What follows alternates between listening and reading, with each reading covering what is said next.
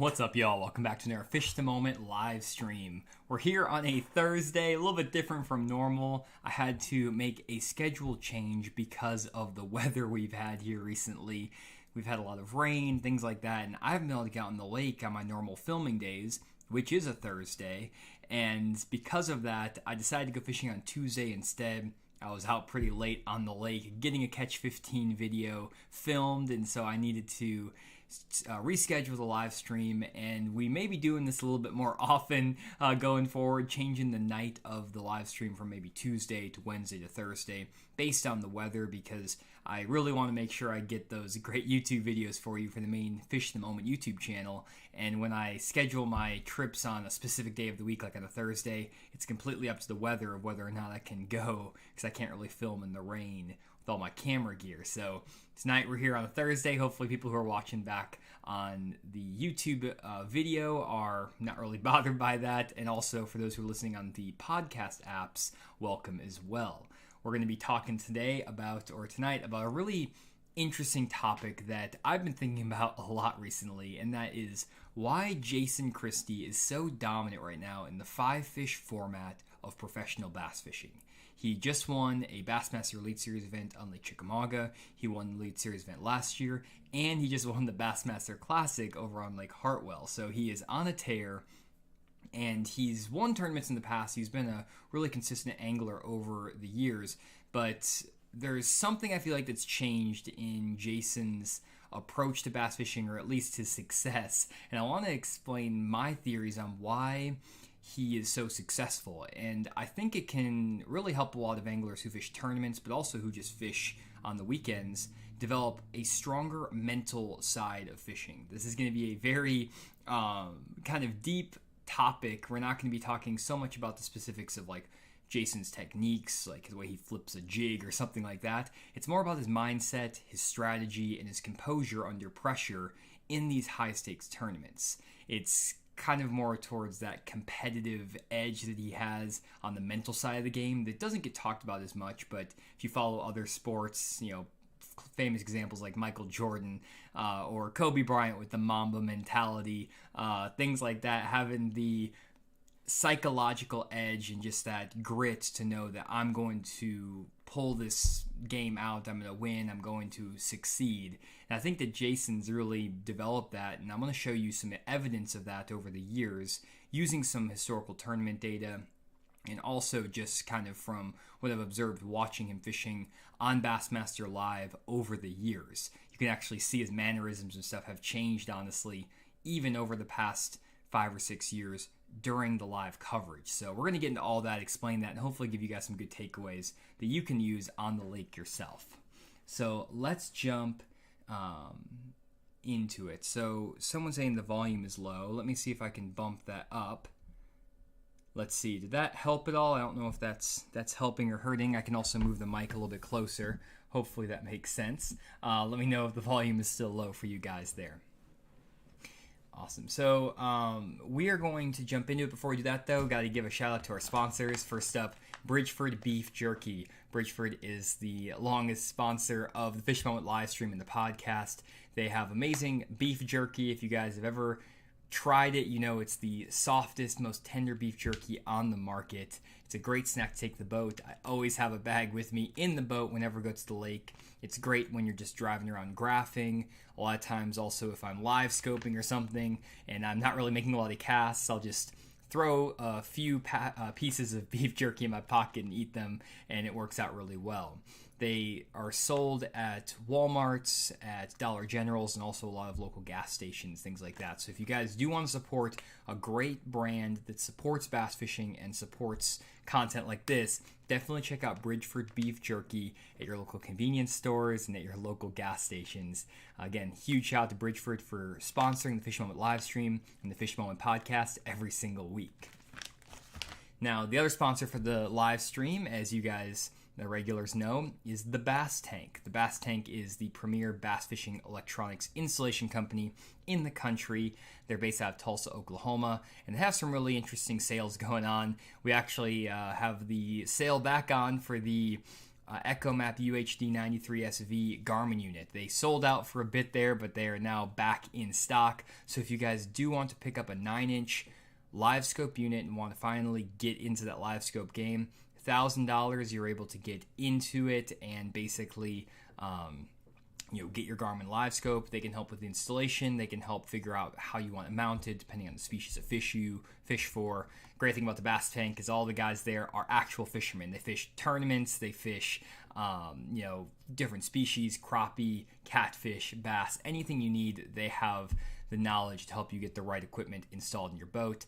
John Sukup, the owner, just took a third place finish at the recent Bassmaster Open. Congrats over to John. So he knows what he's talking about, and he's hiring guys that know what they're talking about as well to help you install the electronics properly. So definitely check them out over at thebasstank.com or give them a call at their number 918-509-7864. Again, that's 918-509-7864.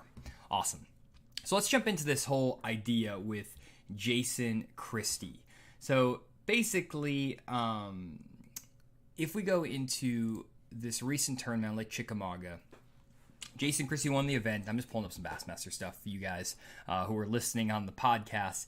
And if we take a look at how Jason Christie won that Chickamauga event, he basically was doing old school Jason Christie stuff. Shallow spinner baits, shallow chatterbait fishing. He caught several fish on chatterbait the last day on live, and also fishing his jiu-jitsu jig, Jiu-Jitsu jig by War Eagle 5/8 ounce.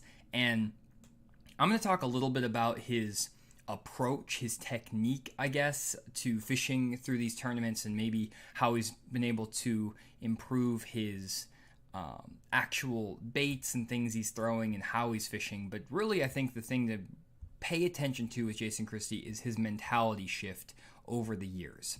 And what I mean by that is Jason Christie has become one of the best closers in bass fishing. He can close out tournaments better than almost anyone. When he goes into final day, recently he's been able to get the job done or gain on a leader and actually take the championship, which is a really, really good skill to have if you're a tournament bass fisherman. And there's some reasons why, which again I'm going to get into, but that wasn't always the case. And I'm pulling up some of the past on Jason. Jason's an awesome fisherman, so I'm not trying to put him down there or anything like that. So just wanting to pull up some results from the past and explain how he's improved from this. But if we take a look here, we can see first example that these are kind of the high profile tournaments. There's other ones to go back to as well, but these are just the easiest ones for me to remember.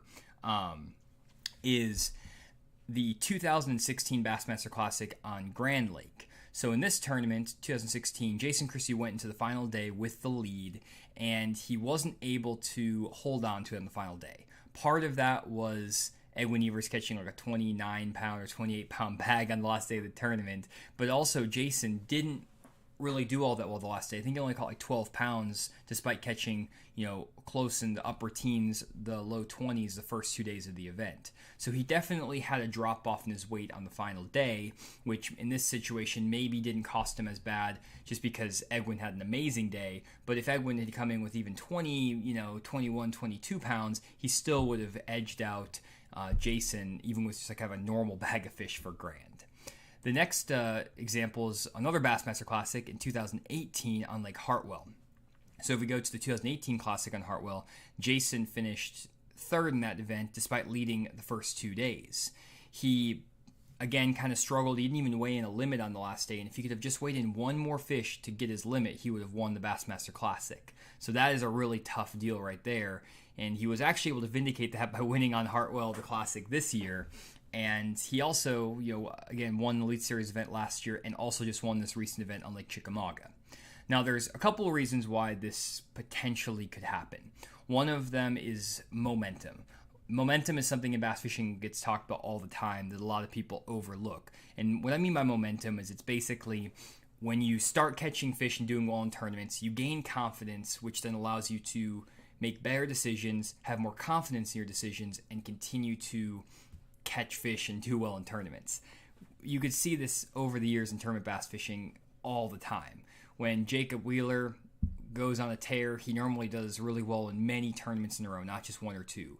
Jordan Lee won 2 Bassmaster Classics back-to-back, was able to string together a lot of really good finishes, good Angler of the Year finishes, stuff like that. Kevin Van Dam, dominant for several year period where he just rolled that momentum. Skeet Reese did this. Mike Iaconelli did this. There's so many examples over bass fishing history if you just kind of follow the sport. And so momentum definitely plays a role in this. But I think there's something more to it with Jason's fishing than just the momentum. And it was really obvious to me when we were watching the coverage from the final day of Lake Chickamauga here. And I'm actually going to pull up some of the images. Let me go back to the tournament home here on Chickamauga. Just give me a second here. I'm going to pull up some visuals for those who are actually watching, and you can kind of see what Jason was doing. And you can actually watch the entire live stream, guys, over on YouTube for the final day of this Elite Series event, and it's a really good watch if you guys have time. You can just skim through the live stream over on the Bassmaster YouTube channel. But the thing that was interesting with Jason is that he started the final day on the spot he'd never fished before. He said that he had to run into this area because the fog was so thick, and he just kind of stopped on the spot and started fishing and caught some fish. Now you can think about that as being fortunate, or you can think about it as having a strong mental game. What I mean by that is a lot of guys might get kind of spun out if they weren't able to start where they wanted to start their day because of the fog. And they would say, oh, the fog is messing me up. I'm missing my morning bite, whatever it is. They'll get spun out and they'll completely, snowball into having a bad day. And one thing I've noticed with Jason over the years, as I just kind of scroll through some of these photos, is that he has a very single-minded approach, especially in the past, where if he gets on a pattern and he's doing well, he will stick with it. There's examples on a lot of the Grand Lake tournaments that he's done really well in, where for 2 days of the event, you'll catch him on a big 1-ounce spinnerbait with a single Colorado blade. And he'll just go out there, throw the spinnerbait around all day, and if he gets 5 bites, he's going to crush it. If he doesn't, he's not going to do as well, and he will live or die by that approach. He did the same thing at the Bassmaster Classic on Lake Hartwell in 2018, where he basically was fishing the entire day with a bladed jig under boat docks for the first 2 days of the tournament and also around some shallow grass. And the last day of the tournament, he kept it in his hand the entire day and didn't get a limit in the boat, despite maybe being able to catch fish if you downsize to a shaky head or something like that. And maybe throwing a wacky rig worm could have helped him get a few more fish in the boat on a tough fishing day, but he definitely stuck with his guns instead, and it cost him in that tournament. And I think that's where Jason's kind of improved over these last few years, is that he's able to make adjustments a lot better than he used to, in the sense that he can adjust where he's fishing, what he's fishing, and feel confident in making those adjustments. And that's something that's really big as a professional fisherman and as a fisherman in general, is trusting your instincts to make adjustments when things are already going well and you're catching fish on a certain technique or you're catching fish doing something. A great example of this was actually from a fishing trip that I took yesterday, or a couple days ago, for a Catch 15. It was 2 days ago now, for a Catch 15 series. And let me just show you guys this real quick. Where did this go? There we go. I'm going to pull up Beaver Lake and just kind of give you an idea of what I'm talking about with making these adjustments. And this is kind of comes down to the idea of fishing the moment, or knowing, knowing when to stop doing something, when to start doing something. So this is Beaver Lake, and I was actually going out here. I got out a little bit late, around like 10 o'clock in the afternoon, or 10 o'clock in the morning, sorry, not in the afternoon, 10 o'clock in the morning. So I got a little bit of a late start. And because it was like 30 degrees in the morning, I just didn't really want to get out there when it was 30 in April, which is ridiculous. So I started rolling into this area, and I had a feeling, because there was a big cold front that rolled through that night, and the past few days have been kind of cold, that some fish were going to be pulling off the bank on some offshore rock that I had marked actually using Google Earth before the trip. Here is a nice secondary point that we can see right here. And a lot of these fish are going to end up pulling into these shallow bushes, shallow laydowns, and spawning. This is a traditional spawning area on a lot of these highland reservoirs. And my thought was that because of this cold front, this 30-degree weather, it's going to push some of these fish off of this bank out into the deeper parts of the lake and around some of this offshore rock. Rock holds heat. It is a great place for them to ambush bait fish, and it also gives them a place to set up while they wait for the water to warm back up and pull up shallow. So I started my day for the first 2-3 hours of the day fishing on some of this offshore rock, and actually caught 2 keeper fish. It was going pretty well, and I was on a roll right off the bat. Got a couple keepers in the boat, and I'm like, okay, I'm going to be able to roll with this the rest of the day and just absolutely hammer them. The problem is that when I started duplicating this pattern around other parts of the lake, I started running rock basically for about 2 miles on either side of the area where I got my first 2 bites. I noticed that I wasn't getting any bites. I wasn't finding any momentum with this pattern. I wasn't even getting short bites. Wasn't seeing anything on the graph. It was kind of a dead pattern. And I even came back to the area where I caught a few of those fish, and it seemed like the fish had vacated the areas. And I was able to determine this within 2 to 3 hours of fishing around, because I basically didn't get bit for 2 hours. And one thing that's really tricky in this situation then is to abandon the areas that you're fishing, or abandon what's been working and do something different, especially if you're in the middle of a tournament day, or you're doing something that if you feel like is productive and you want to just kind of bang your head against the wall and make it work. But what I decided to do is instead completely abandon this offshore rock pattern, because I felt like in that moment those fish were not going to be staying on these rocks for very long. The water was warming up as the afternoon went on. It was getting into the high 50s, low 60s, and I felt like these fish were already transitioning even during my fishing day up to these shallow bushes. Maybe they were on these rocks in the morning, but they'd already left them and were making their way up to those shallow bushes. The problem is that I didn't want to necessarily fish these shallow bushes, because the fish, in my mind, were about halfway in between. They weren't all the way up there yet, probably, and they weren't on the rocks. They were kind of in their move. So I decided to call a big audible, take a big risk during a Catch 15 challenge, and run down the lake to the back, very, very back of a creek. This is a very different area. And I decided to actually use the Deep Dive app to pull up the Deep Dive app to figure out what pattern I should try. And in the Deep Dive app, it mentioned I should try channel swing banks in the back half of creeks on laydowns flipping a jig. Just one of the patterns that came up from one of the tournament results that I collected and put into the app. So I pulled into the back of this creek and I flipped this whole channel swing here. And I also turned back around and started flipping this channel swing here. And literally, you can actually see where that channel swings in super hard and then kind of flattens out. There's a laydown right there. I pulled up, flipped on the laydown, caught almost a 4-pounder flipping a jig, which is the complete opposite of what I spent my morning doing. I was fishing offshore on deeper rock piles early in the morning out here, made a complete 180 and went to flipping shallow laydowns to catch some fish, and I continued to make adjustments from there to have a pretty good day. You'll have to check out my Catch 15 challenge on the YouTube channel next week to see how that went. But that was an example of a very massive, major adjustment that I made to improve my position or improve what I was doing. There's a lot more micro adjustments, though, that you can make that aren't necessarily these big changes where you completely change your technique or your strategy or your approach. And one of those that is pretty simple and straightforward is if we go down here to Lake Chickamauga, where Jason Christie was fishing. One of the ways that you can actually improve your success on a given day or in a given lake is to expand your pattern beyond where you feel comfortable fishing, and trusting that you can make an adjustment during a tournament day, during a fishing day, and fishing brand new water to catch fish. This is something that was actually interesting, because I used to have my fishing partner in high school was the nephew of Greg Hackney, and actually Greg Hackney's dad was my boat captain, and we always bumped heads because he liked to fish shallow and I like to fish offshore. And one thing that Roger would always say is that we should never fish we should never fish in areas that we haven't practiced in during a tournament.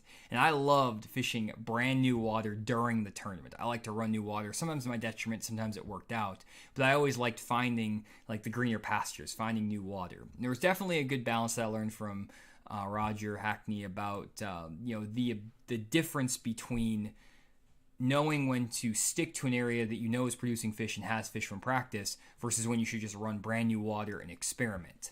And I think that that's a balance that you have to find from actual experience over time, how to make that adjustment of running new water versus sticking to what you know. And I think that that's something that Jason has developed, going back to Jason Christie, over these years, of how he's able to improve his bass fishing. As opposed to 2016, where maybe he was fishing in a very, very similar manner to how he was fishing for the first 2 days of the Classic, then on the third day, not adjusting enough and kind of falling short. Or in 2018, where he stuck with a chatterbait all day long, even if he was trying new water, but he wasn't adjusting his approach enough to put fish in the boat to win the tournament. He's now making these adjustments at a maybe not this massive level, but maybe it's just changing the areas he's in, running some new water that he hasn't fished before, understanding when to run new water and what new water to run versus what not to run, and also maybe how to slightly change his presentation from fishing his jig a little bit slower or faster. One thing that he said that was really interesting on the live stream at Chickamauga is that when he was fishing this chatterbait in the morning, I think there's some shots of him, real early in the morning, he said he needed to absolutely crawl his chatterbait, fish it super slow to get those fish to bite. And one thing that's maybe difficult is you just get in the groove that, hey, the first 2 days of the tournament, I could just burn that chatterbait back in because I was getting bit. Or maybe if you're fishing the day before and it's windy and cloudy, you can burn that chatterbait in and they're taking the rod out of your hand. But he was aware enough in that moment to realize, hey, it was a little bit of a cold front that came through.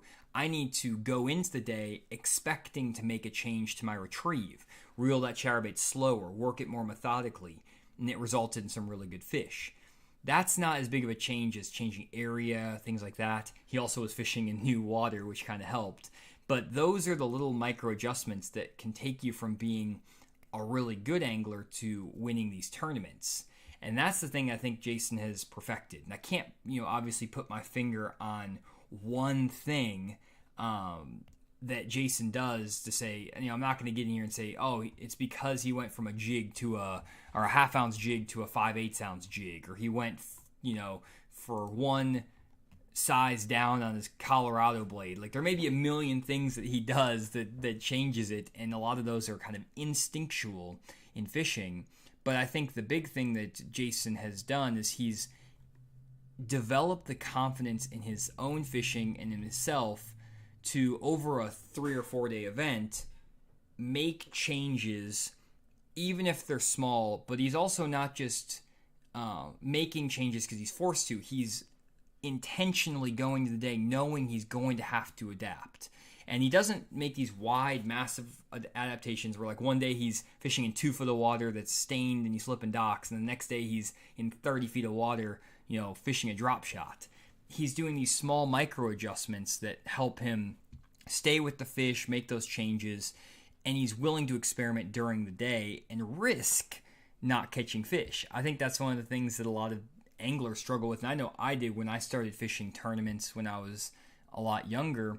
And I kind of got out of it by the time I was, doing college fishing and stuff, is I got over the fear of failure. And I think that's where Jason is kind of going in his career, is he's not afraid to fail on the last day of the tournament. He's not fishing defensively or fishing just to get a check or just to get the points. He's in a position in his career where he can just be aggressive and take a little bit of a risk, try something for an hour. If it doesn't work out, he can try again and risk it again, but he has enough knowledge and skill that he can risk those changes 2, 3, 4 times, and as long as it works out one of those or 2 of those times, he can put enough fish in the boat to do well in these tournaments. Now, there's a lot more you could get into in terms of his style to say, Jason fishes for bigger fish in general. He's more of a 5 to 8 bite a day kind of guy, or he fishes power baits, jigs, spinner baits, chatter baits. And when he is dialed in with those, he only needs 5 to 8 bites to make his day successful. On the flip side, it's like, for example, when I fish offshore, I might need to weed through 20 or 30 fish. So if I don't land on them at a certain point and get enough quantity going through my boat, I might not be able to get enough weight to do well in the fishing day. Where Jason's always putting himself in position, it seems like, to get 5 to 8 good bites a day if he can make those small adjustments. What that also means, though, is that there's a very small margin for error. There's a very good chance he might weigh in 4 fish if he makes too many of the wrong decisions, too many of the bad adjustments. So you have to also play that balance. But as you eliminate the fear of failure and the fear of not catching them, it makes it a lot easier to actually go into a fishing day and basically deviate or shift from what you're currently doing because you have the confidence in your own ability and your own skills. That goes back to my day on Beaver Lake where I literally made that big adjustment to go flip a jig up shallow because I felt like that was the right thing to do. Was flipping a jig even within my strengths? Not really. I'm not a great jig flipper. If you've ever watched my YouTube videos, I'm not that much of a shallow water guy, but I know that that is a way to catch fish and it was a good pattern. So that's what I ended up doing. And I was able to have the confidence enough in myself and not fear failure enough to go run in here, flip a jig in 2 feet of water when I haven't caught a fish flipping a jig in a year practically. Like this time last year when I did a jig challenge with Randy. So I'm not a big jig flipper, and that's just kind of what you can do. So from this, what can you take away from this from the average angler? Obviously, not everyone's going to have the on-the-water experience or the high-pressure situations that Jason Christie finds himself in. But what can you do with this information, knowing about Christie's improvement in his fishing, that you can take to the lake and actually make you better? Well, I kind of think that there's 5 things that you can take away from what Jason Christie did that can really help make you more consistent as an angler and also help you improve your overall success. And I'm going to break them up into more understandable rules because obviously I can't tell you, oh, just adapt like Jason Christie. That's not a realistic expectation of anybody. But there are some good guidelines that I want to give you that hopefully can help you make those adjustments more often than not. And we're just going to use Beaver Lake because it's a great lake for making adjustments. This could apply, though, to any lake. So let's say that you're out on Beaver Lake, and in this first scenario, you have no idea where the fish are biting. So you don't know what the fish are doing. You pull up on your first bank, and for whatever reason, maybe you just look into it, you catch a 3-pounder off the first bank you fish. It's this nice channel swing bank, and you catch it off this boat dock. A lot of times that happens, where you'll go in, you'll catch fish right away, and you'll be like, oh, I know what's going on, it's going to be a great day. You then proceed for the next hour and a half to fish a bunch more boat docks in very similar looking scenarios and never getting another bite, and you feel like it may have just been a fluke scenario. In this situation, you have 2 options. You can continue beating the dead horse and continuing to try to catch fish off that boat dock pattern because you caught one doing it earlier in the day. The other option is that you can switch and try something completely different. Now, both are potentially viable approaches or solutions, but you have to go about it in 2 different ways, and it depends on your real style of fishing and what you want to do. The first option, to stick with the dock pattern, is viable if you completely reevaluate how you're fishing these boat docks. And this is something that's kind of interesting because if you're in an area, for example, in a creek, and you catch a 3-pounder on the boat dock, there is a chance it's just a random fish. That is a possibility that it's just a random fish. But there's also a possibility that you did something different on that cast. Maybe you were swimming the jig back to the boat without realizing it and the fish bit. Maybe you cast it a little bit deeper than you were expecting. You were working it slower than you were expecting. Maybe that fish was just very, very aggressive and ate your jig, but most of the other fish under those docks are not as aggressive and won't eat your jig, but it doesn't mean they're not there. So a lot of times, if you do get a bite on a certain pattern, a lot of the time, it doesn't necessarily mean you have to change your complete pattern and stop fishing channel swing banks with boat docks. Instead, what it might mean is that you need to really dig deep and think about all the possible ways that you can target these fish under the boat docks and adjust your equipment accordingly. An example of this, if we go over to like a tackle warehouse, just to give you 4 potential ways you could fish these boat docks. One of them is obviously flipping a jig. With a jig, you could go with a very heavy jig, a 5/8 or a 3/4 ounce jig. You could also go with a very light jig, a 1/4 ounce jig, or a 3/8 ounce jig.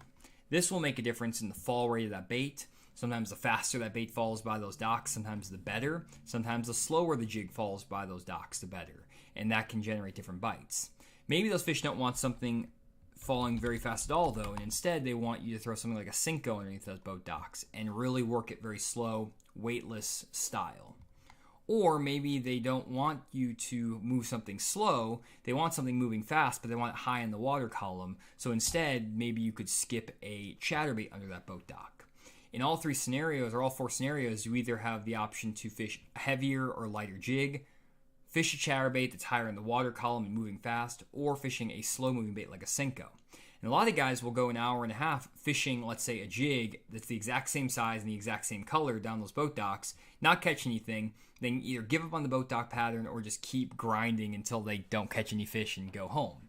But making these minor adjustments and experimenting, let's say fishing 10 or 15 minutes with a 5/8 ounce jig, then fishing 10, 15, 20 minutes with a 3/8 ounce jig, and then trying the chatterbait, then trying the Cinco, when you already know that fish are in an area, can be very effective. Another thing that you can do in addition to this is you can use this approach when you are practicing for a tournament and then come back the next day to actually fish in the event.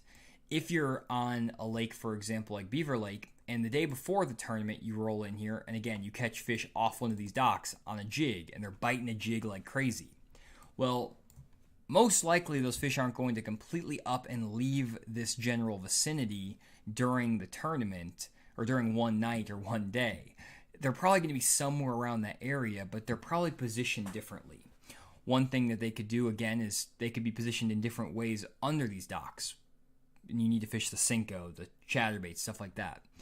But at the same time, they might have just left the dock and were setting up more on these banks like this. Maybe instead of being under the shade of the boat dock, because it was sunny the day before, now it's windy and cloudy, and the wind is blowing against this bank, and those fish moved out from under the boat dock because there's no shade anymore, because it's cloudy, and they're roaming up here, and you can catch them on a crankbait, a spinnerbait, a swim bait, something like that.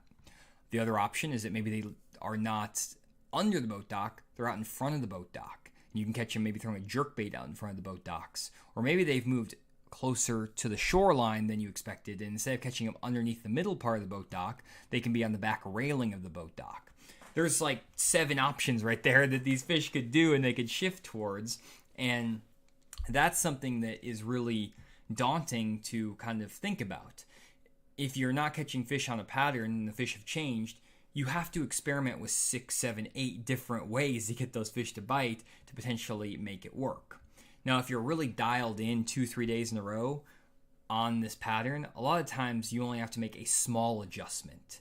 But let's say you found those fish 3 or 4 or 5 days ago and you come back, those fish could potentially have moved a decent distance in that 4 or 5 day span.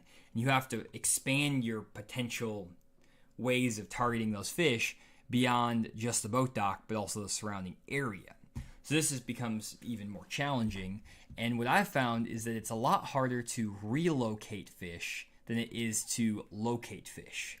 This is just my general idea on bass fishing.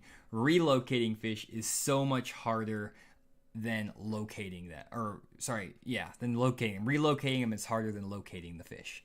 And what I mean by this is that most of the time when you pull into an area and you are fishing and get a bite, it's because those fish are in an active, aggressive mood. They're set up the right way, and you're fishing in a way that you're pretty confident in. You feel like it's in your wheelhouse. Versus when you try to relocate fish, those fish may not be as aggressive as they were when you first found them. Maybe they're more inactive than active, so they are just in general hard to catch. And you may have to expand your techniques outside of your comfort zone to actually get those fish to bite. So not only are you fishing for less active fish, you're also fishing outside of your comfort zone or outside of your strengths.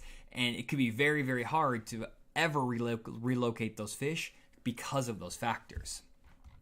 this brings us back to our example of the two different options for how to target this area. Let's say after you catch a fish in the first 20 minutes of your day on this boat dock on a channel swing bank. Again, the one option is to just try every bait and style you can think of, make adjustments, and try to get those fish to bite because you've already established that a fish is living around this type of structure. The other option, though, is to just abandon this pattern completely and try something completely new. And that is very hard to do. It is not easy to just completely abandon stuff. And you don't see guys doing this super often in high-level tournament competition. That's because normally they're pretty dialed in to what's going on, so they instead will just go for those micro adjustments. But when you're fishing for fun, or maybe you don't have as much knowledge about the lake, or maybe you've only go to the lake once a month, or maybe you practice for a tournament the Saturday before the event, and now you're coming back a week later, and the fish have completely changed. In any of those scenarios, it may require you to just completely try something different and abandon this pattern. And my rule of thumb on that is if you're going to abandon the pattern, abandon it after not getting bit doing something for an hour and a half. If you spend an hour and a half on the technique and don't get bit, and it's something you feel like you should be getting bit on, abandon it. Give yourself that grace to just leave. Give yourself the ability to abandon that pattern in an hour and a half. Why an hour and a half? Well, the idea with an hour and a half is that if you're fishing in a tournament, you have 8 hours to fish.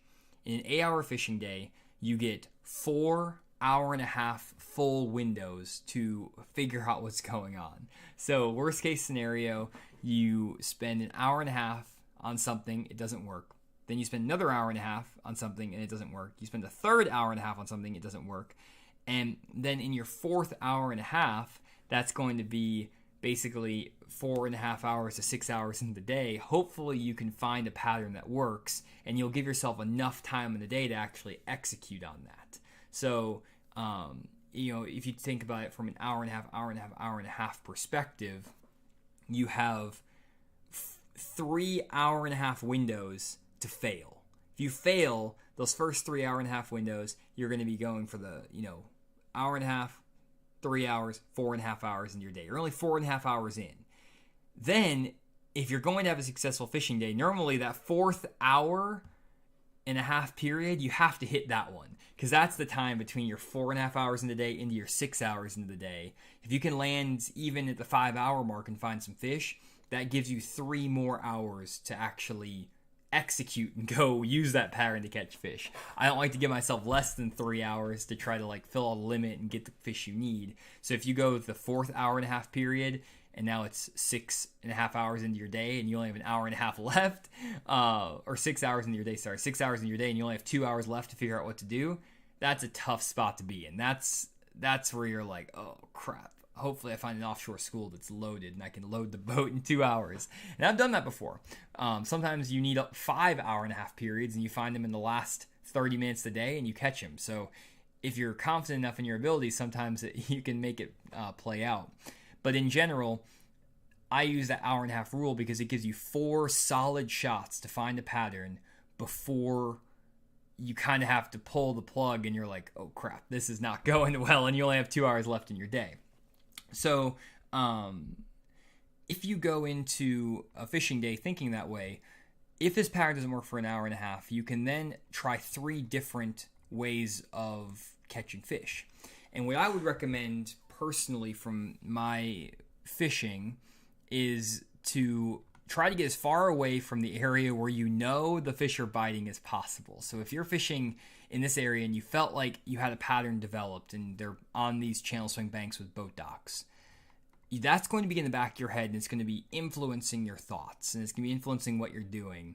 And you're always going to be thinking about those areas, or you're going to be kind of getting some bias into your approach. So as much as possible, I like to abandon areas after I've determined that a pattern has died or is not working anymore and run, let's say, a mile or 2 down the lake to a brand new creek and start completely from scratch. I don't want preconceived notions in my head when I'm going out to the lake. That normally is going to lead you to overlook obvious things. You get this confirmation bias kind of where you feel like, oh, I know what they should be doing. I'm going to go try this, and then you overlook something obvious. So I try not to do that, and instead I go into these creeks with an open mind, and we'll spend an hour and a half trying to figure out another pattern that does match my strengths. So for example, maybe in this creek, there's some nice chunk rock banks back in here. Maybe I would run in and fish some of these chunk rock points with a crankbait if the wind is blowing, or maybe drag a jig around them. And, if that doesn't work, then maybe I'm going to go further up the lake to clear water, further down the lake to dirtier water, however I want to do it, and I'm going to start looking for a new pattern. So I'm going to spend another hour and 30 minutes maybe in this creek trying to establish a pattern. And I might have to try 2 or 3 different approaches in here. Maybe I have to fish boat docks, channel swing banks, laydowns, flatter banks, steeper banks, whatever it is. But I'm going to give myself an hour and a half in here to see if I can figure it out. If I can't figure it out here in an hour and a half, or maybe even like in these 2 creeks combined, then I'm going to run further down the lake and I'm going to try another area for an hour and a half. And what you'll find is if you follow this approach, you're going to run into fish more often than not, because you're going into an area with a completely open mind, and you're going to go in there fishing your strengths. What I mean by fishing your strengths is that you're going to roll in here and you're going to fish the stuff that looks best to you based on where you've caught fish in the past. That's just in general how fishermen are. If you run into a creek, you're going to focus on the stuff, or hone in on the stuff that matches things that have worked for you before. And you're going to go in there, again, with that open mind, that fresh perspective, run in, catch the fish you need to catch, and then you can roll out of there if it's not working, and you try all the things that fit your strengths, and if none of those things work in an hour and a half, roll out and keep moving. This is one thing that a lot of anglers don't do enough, I feel like, is just move sections of the lake, move creeks. Because sometimes one creek just sets up better to your strengths, better to your eye, the fish are biting better. That's kind of the idea. And that's kind of how I'm thinking about these fishing trips when I go out, is that I have 4 hour-and-a-half windows to try 4 different sections of the lake and find something that matches my strengths within one of those 4 sections. And most of the time it works out. Like, I would say 80% of the time I find something that ends up working out. The times when I don't catch fish in my Catch 15 challenges, or when I suck, is most of the time when I get too tied into one area and one pattern, and I just try to force something that is not working. That usually causes me to suffer and not catch fish more often than not. And that's why I like to establish these types of rules. I have a lot of rules that I follow with fishing. One of my rules offshore is that I only spend 15 minutes on an offshore spot. If I don't get bit within 15 minutes, I leave. Regardless of whether I think that area is good or not, I will leave within 15 minutes. That's a hard set rule I set for myself, and it works out well for me. Even if I have to revisit that area 2 or 3 times throughout the day because I think it's good, I only spend a maximum of 15 minutes on a spot if I don't get bit. Same thing applies for fishing a certain pattern. I try to take the 45-minute rule on patterns. If I'm on a certain pattern that I feel very strong about, like let's say channel swing banks in the back half of creeks, I will fish that pattern in this section of the lake for no more than 45 minutes. That usually gives me 15 minutes to fish each spot, so 3 spots. I try 3 different channel swing banks. If I don't get bit on 3 channel swing banks, I'm moving on. Not going to worry about it. And then if I have an hour and a half to fish this creek, that gives me 2 patterns I can try.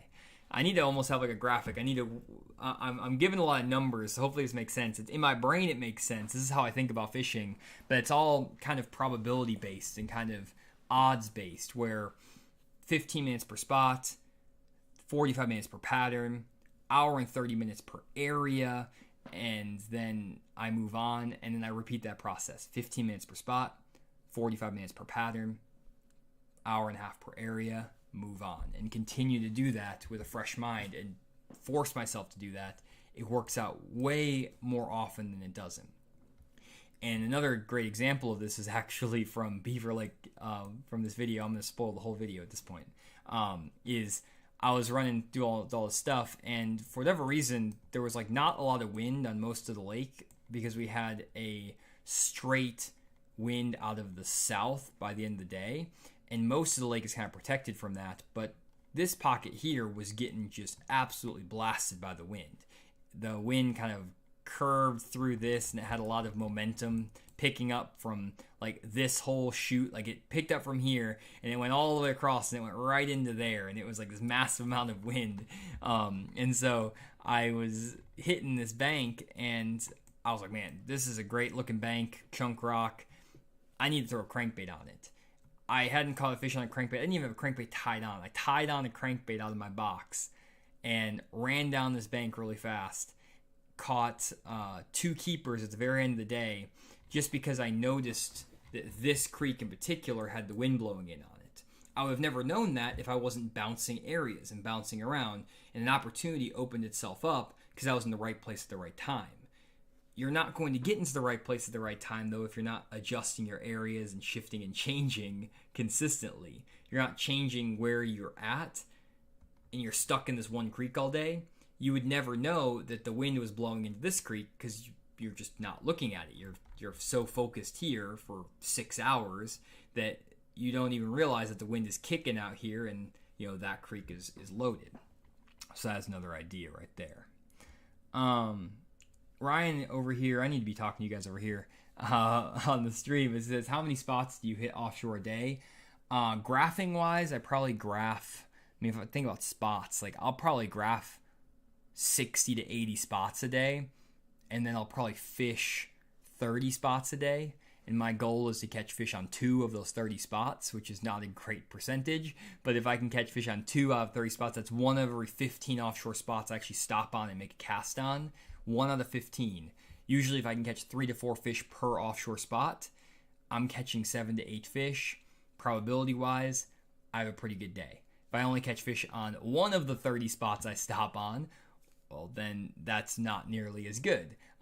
So that's kind of the idea. That's like in the ideal world, 30 spots a day if I like know where the fish are and all that stuff. If I don't have a lot of ideas of what's going on, I have to spend more time graphing. Sometimes I only fish 10 to 15 spots a day. And there I'm hoping my odds are better than that. Maybe I only get bit 1 of 7 spots, 1 of 5 spots. So I have a 20% chance of catching fish at that point. But if I get 1 of 15 spots to work, that's not a very good average. That is less than 10% of my spots I'm going to catch fish on. And it's going to be a tough day unless I land on a big school and catch a bunch of fish. So that is that right there.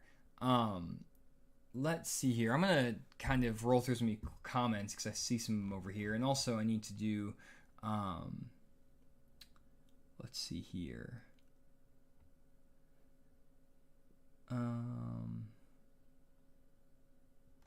Academic mailbox. I've been liking your comments a lot recently, so I want to quickly, before I read your comment, I want to let you know that you are the winner of this week's Bridgeford beef jerky giveaway. Sorry for the delay on doing that, but I wanted to save it for the people who are still here after this whole time. So academic mailbox, thank you for always tuning in the stream, leaving great comments in the comment section. Shoot me an email at info@fishthemoment.com. That's info@fishthemoment.com. And we'll get Bridgeford to send you a free case of Bridgeford beef jerky. Appreciate the support. And again, huge shout out to Bridgeford for sponsoring the Fish the Moment live stream every single week.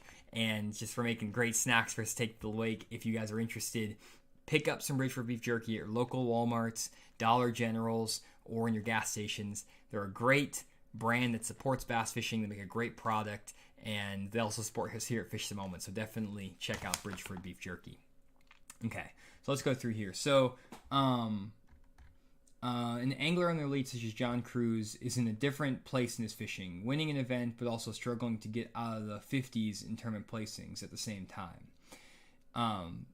Yeah, that's the thing that's crazy is like I think a lot of guys who are guys at a certain point in their career, they can, when you finish 50th in an Elite Series event, the margin between finishing 50th and finishing second is so small because it's one decision here, one decision there. If you pull up on the right little stretch, you catch 2, 3, or 4 pounders, boom, boom, boom, and now your day's completely changed. If you get 2 times in a row, 2 days in a row, it could just be crazy. But maybe if you missed that stretch or your rotation was a little bit off, or maybe you just decision making was just not quite there, or maybe you stayed on a spot too long and you mess up your rotation, anything like that can drop you from 50th or drop you from first or second place down to 50th place like nothing. And that's the trouble with bass fishing, is that a lot of it, there is a luck element to bass fishing. Regardless of what people will tell you, there is a luck element, and that's why I always focus on the probabilities of bass fishing as opposed to trying to think of the certainties of, oh, the fish are going to be here, they're going to be there. I'm trying to increase my probability of catching fish on each spot every single day I go to the lake.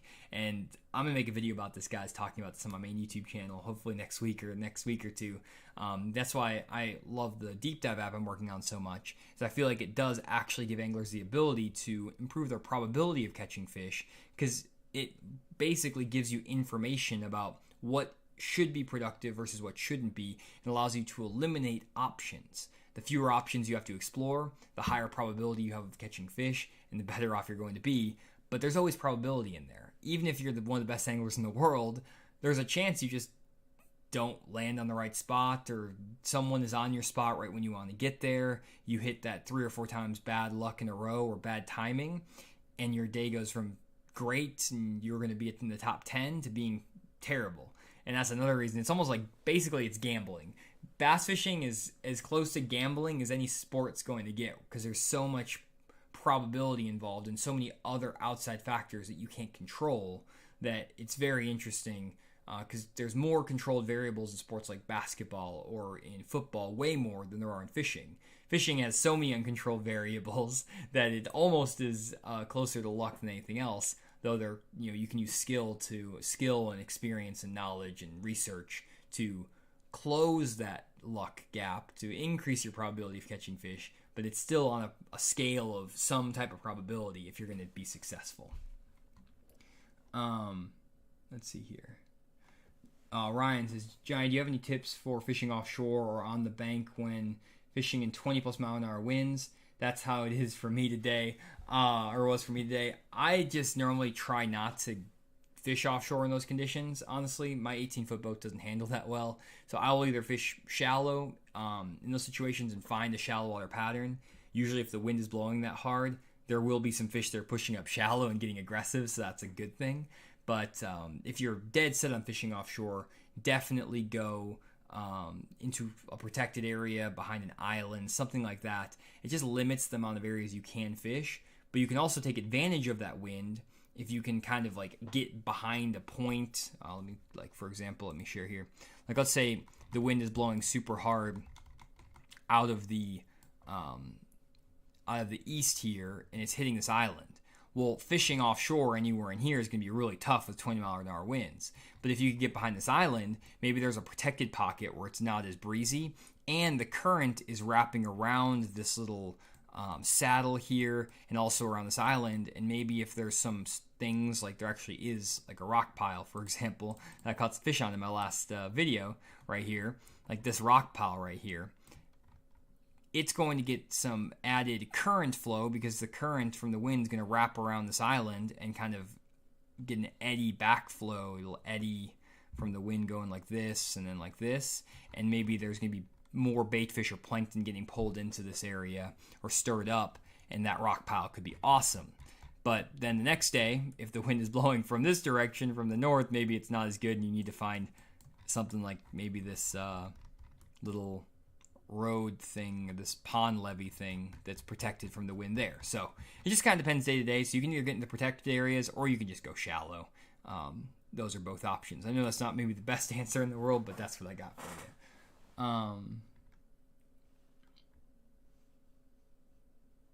Let's see here. Just going through some more questions. Thanks Money Bass for the $5 super chat. That's a nice lake, so many options. What is your top performing lure right now? For me, it's the Shaky Head. Shaky Head is the boss. For me right now, my top lure has been actually a jig recently. Combo of either a finesse jig or a flipping jig up shallow. I've been doing a lot of shallow water jig fishing. I'm not really sure why. It's just kind of working for me right now. I've been trying to fish offshore a lot with jerk baits and stuff like that, but shallow water jigs have been the thing for me, but either a flipping jig or a finesse jig up shallow. That's been working for me the best recently. Ryan says, do you have any tips on catching bass on a lake where crappie or other panfish are the main forage? I live up north, lol. Yeah, Ryan, I don't have a lot of content on that, but if you are interested, I do actually have a seminar over on my website, fishthemoment.com, that is would be very helpful for you. I don't have a lot of content on my YouTube channel because I don't have a lot of viewers from up north. But if you go to the virtual seminars on fishthemoment.com, you can go to the Natural Lake Seminar.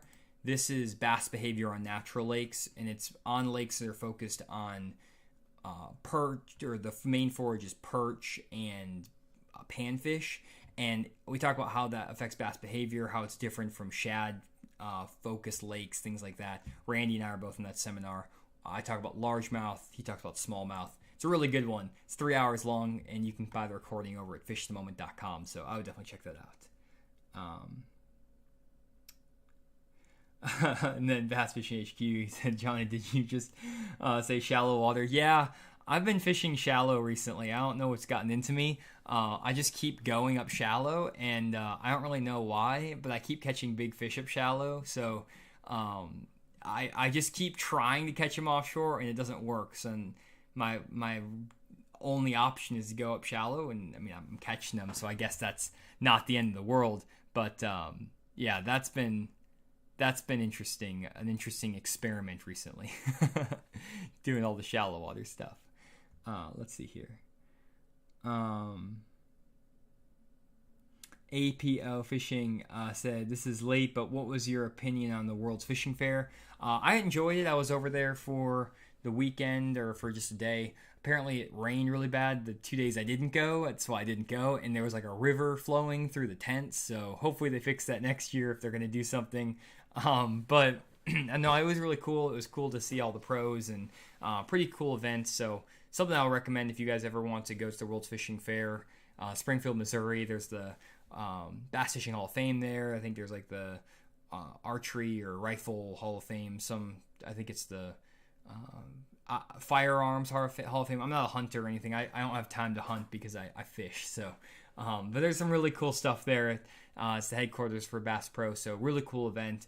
Definitely recommend if you guys ever want to go, to a cool fair.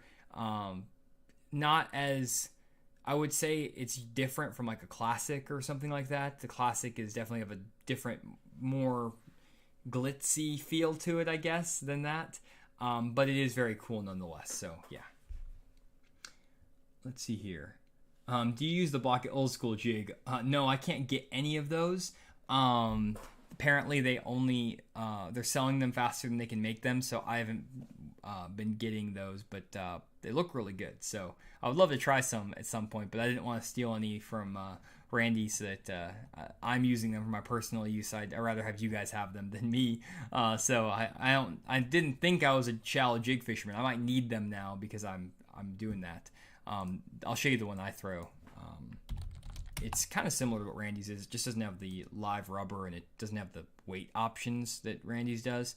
Actually, this is like a heavier version, but this is what I like to throw when I always go up shallow, like a heavy jig. I don't like fishing a light jig, like a 3/8 or whatever if I'm flipping. This is the Jewel Tactical Flipping Jig, 11/16 ounce. It's pretty heavy, but it has a big skirt on it, short shank hook, kind of similar to what like the jig Randy has, which is better for hookup ratios. And the blue flat, or the black blue flash, is a really good color. I just have it in all the colors, PB&J, stuff like that. But you can put a big trailer on there, and it is a great jig. And it's different from what a lot of guys throw because it's so heavy. There's not a lot of guys that throw an 11/16 ounce. They'll throw up to a 5/8, but this is even a little bit heavier than that. At least, no, maybe it's a little bit lighter than that. I need to do the calculations on that. It might be lighter than that. I don't know. Let me do this in my head. 1 second. I'm going to do this on the calculator. I don't know why I can't do fractions in my head. So that's that. Okay, it's a little bit heavier than the 5/8 ounce jig. That's what I thought, but then I was second guessing myself. So it's like 0.68 of an ounce versus 0.62 of an ounce. So it's even a little bit heavier than like the Jiu-Jitsu jig that Christie's using. Where did that go? This one here, this War Eagle one that Christie uses. Similar kind of shorter shank hook. and that's a 5/8 ounce jig. And it's also, I mean, it's pretty hard to beat this jewel jig because it's, I mean, $3.89. That's a good price on the jig. So just a thought there. Let's see here. Also, I want to let you guys know. Brian says, well, I finally caught the stream live after a year of watching your channel. Appreciate that, Brian. Glad you could join. I'm going to be kind of flipping around with the stream. I see there's not as many people who are watching live, which I know later, doing these later in the night usually helps people get back from work. But it also is really hard for me to do these so late at night and then get out in the lake the next morning and stuff. So I'm going to try to start doing these streams at 6 o'clock. Hopefully that's okay, and you guys can watch them back if need be. And then also, I'm probably going to be varying the days up a little bit depending on what the weather is, so I can make sure I get in the lake to fish. I'm trying to get to the lake more consistently. I've been scheduling in my time for the Deep Dive app and for this, and I tried to fish on just Thursdays every week. That was not working because it kept raining. So I needed to change up the schedule. So because of that, I might be switching up the live stream timing and stuff like that. But hopefully you guys understand that.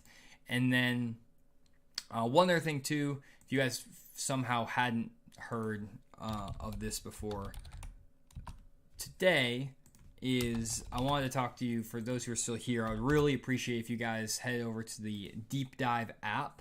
It's an app I'm working on really hard right now, and give us some feedback. One thing I would love your feedback, guys, on with the Deep Dive app is how many of you guys, and you could leave this in the comments below the video, or you can send us an email over at help@deepdiveapp.com. We've noticed that like 35% of the users of the app are not realizing that you can actually change the water inputs in the app. So changing this from stained to dirty water, or from the water temperature, or wind-blown areas, stuff like that. These factors here, they basically filter the results. So if you're not changing these dials and stuff, and you can actually click on those, click on the stained, the water temperature, the wind-blown areas, and it's going to adjust all the patterns and all the baits and all the covers and all the structure, everything that's in the app, all of this stuff in the background is going to get adjusted. And again, this is all pulled from real tournament results. So all the tournament stuff that comes out of this gets filtered by these, and it also gets filtered by the lake factors, all the live feeding weather conditions, all that stuff. But we don't know what the water clarity is, the water temperature in your lake at that time, unless we like had a thing that you could stick in the water. I don't know how we would do it. So we just need you guys to put in these 4 inputs. So let me know in the comments, or also send us an email, help@deepdiveapp.com. It's also on our website, deepdiveapp.com. You can go, just scroll to the bottom. But let us know if you're using these. The other thing that we've kind of noticed is that we don't feel like a lot of guys know you can click into these cards and get more detailed information about where to fish, the lakes, all that stuff. And we're trying to come up with a way to maybe improve the flow of the data, because I found that this, just from my personal use, the results from this are very, very accurate. But I feel like the way that we're presenting it maybe isn't the easiest way to get the information out of it. So if you haven't used it, I really appreciate if you're on the stream or listening to the podcast or anything, download the Deep Dive app. It's free to use. Even if you just sign up for like a month trial, try it out and play around with it and send us any feedback you have, because there is so much great info in this app, and working so hard to make sure the data is accurate. It's kind of a bummer from where we were able to look at like the metrics, how people are using the app, that it seems like a lot of guys aren't using the app properly to get the information out of it that they need. And that's just on how we can redesign the flow of the app and all that stuff. And if you get the right inputs in there and you go to the data and all that stuff, it works. It's awesome. The data is so like spot on these lakes, because again, it's backed by real results. It's super cool, and all the weather stuff, it all is working really well. So if you're adjusting it properly, it works. But we want to kind of get some feedback from you guys, especially if you're still here after this whole hour long stream, to figure out how we can make the interface more user-friendly, how we can get the information to you better, what you get out of the app, like what are the things you get out of the app. Just kind of give us some feedback, because we're trying to improve this every single day, guys. We're working on this to make it better, and we feel like there's some really cool insights here that you can get on your body of water. They're specific to your lake, and we just want to get that info to you guys in the best way possible. And make it useful so you can actually catch fish. So hopefully that makes sense. Let's see, I'm just reading through a few things here. Using the options and found the suggestions are accurate. Awesome. Thanks for that. I love the format. It's easy to understand, very detailed, real-time info. Love to try it if it worked in Canada. Yeah, we're trying to figure out, we need to get smallmouth in here. We're still vetting the smallmouth strategies. I'm kind of a stickler for the data that goes into this because I don't want stuff that's not accurate. So we're still working on the smallmouth stuff just because I'm trying to get it right. And it took me 2.5 years to get the largemouth stuff right. So I'm grinding on the smallmouth stuff, so it's coming as well. And then I think we might be able to make it work over in Canada. We're probably gonna have to get somebody who knows about Canada lakes, just because I don't know how different they are from lakes like up north and stuff. So that's another thing too. So we have to get like a Canada pro or somebody to help us out with that part. So yeah, definitely something where we've noted that we need to get it up for Canada, but we don't want to also put something out there that just doesn't work or that doesn't give good answers, because that defeats the purpose and wasting your time and your fishing days. So that's not what we want to do either. Hopefully that makes sense. Does it pertain to natural lakes, the app? Yes. Yeah, you can actually go in and select. We have over 1,700 lakes in here right now. We have natural lakes. We have strategies that are specific in terms of location and areas. You can select if there's grass to get offshore grass strategies. We base a lot of stuff off of like the flats on natural lakes versus like the creeks on highland reservoirs and stuff. So all the strategies will adapt to the type of body of water you're on for sure. Awesome. So yeah, definitely check that out, guys, if you are interested. Deep Dive app. And honestly, I would just love for you to give us any sort of feedback you can, even just downloading the app, letting us know. The more feedback we can get from you guys, the better we can make the app. And we read all of the messages we get because we're trying to make this app as good as possible. It also takes a long time to implement stuff. So even though we're getting recommendations and things from you guys, and we're reading them every day, there still is that delay of fixing the things that we want to improve, or maybe not fixing, but just improving the things we want to put into the app, and making it better. It takes weeks to bug test to make sure all the stuff works when you click on it and it works for everybody. So it's a slower process than what we would like. We'd like to be able to just put everything in there and launch it, but we also want to get as much feedback as we can, because if there's a big glaring thing that we can add that would just make life easier for you guys, we can prioritize those sorts of things. So hopefully that makes sense. Make chart zoomable in the app would be sweet. That is a great suggestion. We have that one on the list. Ryan, appreciate that. Yeah, that makes sense. And then really, really good work. Can't imagine the work that's gone into it. A lot of work. That's why we're kind of bummed that people aren't, like, 40% of the people aren't using the buttons to actually filter. It's like people are saying the baits never change and the areas never change. And it's like, well, if you never change any of the inputs, like the water clarity, water temperature, all that stuff, nothing's really going to change, because you're fishing in the exact same scenario in the exact same conditions. Not that much can change. Some stuff changes, but not a ton. These factors have a big impact in addition to the weather. They're in tandem. It's all a formula. You guys get it. It's a whole thing. If you scroll around time of day and stuff, baits will change here and there, their position a little bit, but you're not going to get completely different results if the water temperature is set to 45 degrees every time you use the app. So hopefully that makes sense. Okay, so that is it, guys. That is enough for my rant on the app, but hopefully you guys enjoyed this live stream. It was just me talking.